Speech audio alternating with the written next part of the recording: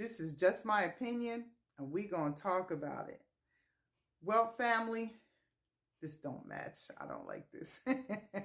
um, I want to talk about this nasty thing that's happening. That how people are being labeled racist because they're having issues where their migrants are. Well, are there racists? Sure, there's racists everywhere. Is everybody a racist? No. And I want you to know that the people in Chicago don't hate Hispanic people.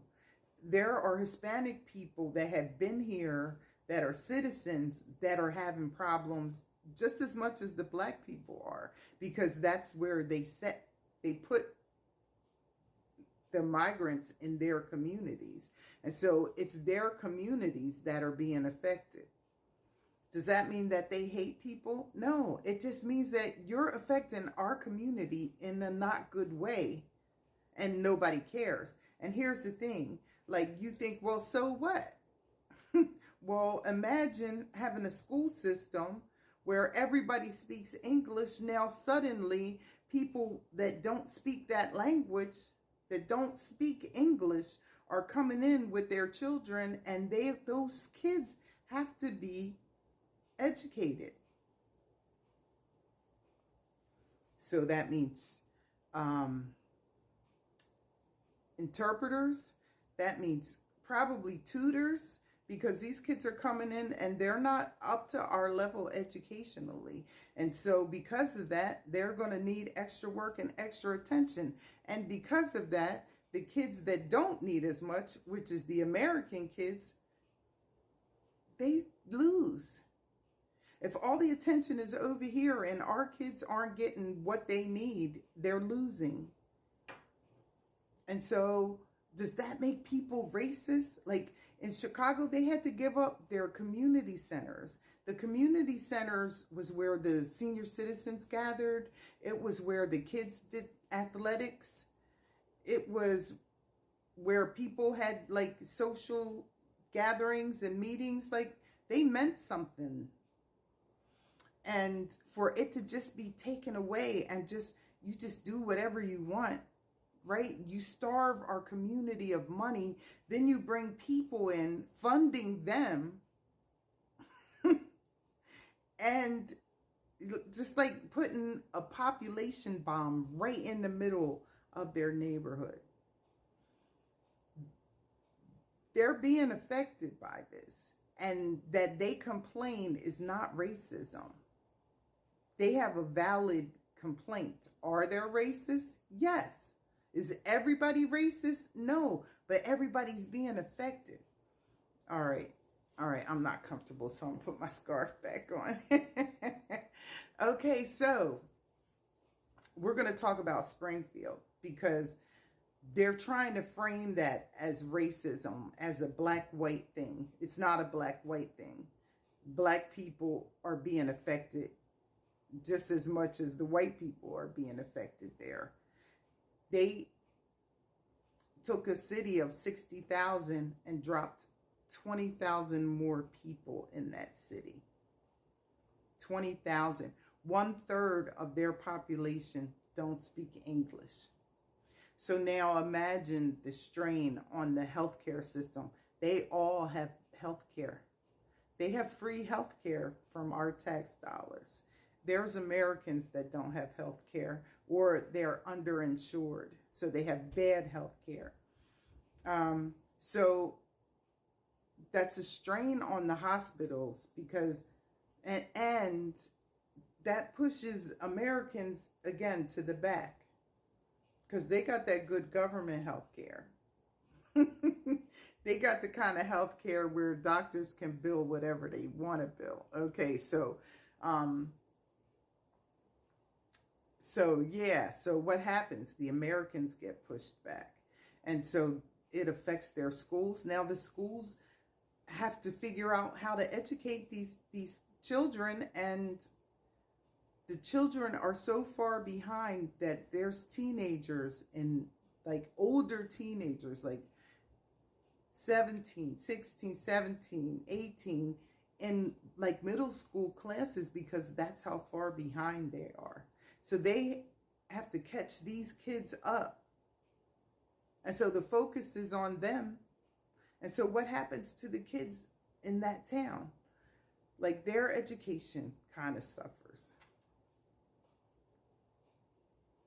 There are differences in culture. So there's a culture clash there. Like ducks are a delicacy. I love duck. It is delicious. But in our culture, that is part of our wildlife. That is part of our nature. And you don't do that. But that's not their culture. And so that's not a dig to say that they've been doing that. It's, if you come from a country where you lack all the time and you're used to getting out there hustling to get your meal, well, that's not racist to say that. That was their culture. They did what they had to do. It's just that now you have food, like you have access. You don't have to do that anymore. And that's not acceptable here. And it's the fact that you just dumped 20,000 people here that don't know how we operate. But the thing is they have to learn. Now, also, I believe that they drive on the other side of the road. These folks are given permits to drive. And they're out there driving and no license, no insurance, no registration, because without a license, you can't get insurance or registration. And so there's all kinds of accidents. They're saying like 3 to 5 accidents a day. That has driven up people's car insurance. Probably their house insurance, because people been driving into homes and businesses, churches. It is having so many people dropped in a small community like that affects everybody in all aspects of their lives. That does not make them racist. It's not just happening in Springfield, Ohio. There's other cities in Ohio.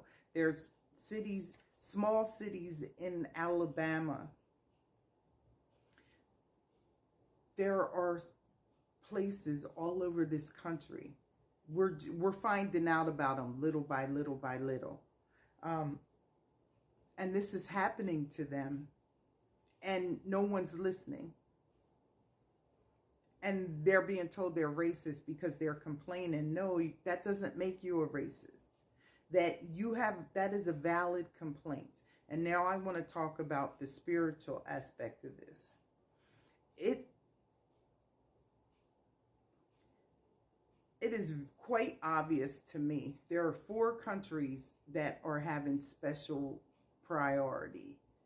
And in those countries, it's not just Haiti with the voodoo. Some of those Latin American countries, they practice Santeria. And the spiritual aspect of it is very important too, because it's these particular places that are being brought in. And so there's in the spirit realm, there's a push. But us prayer warriors are pushing back. And so I need y'all praying, because those small g gods are being venerated here. But our God is all powerful. And we just have to stay prayed up. Stay prayed up, prayer warriors. Join us again next time when In His Will Ministries International presents Just My Opinion. Until then, bye.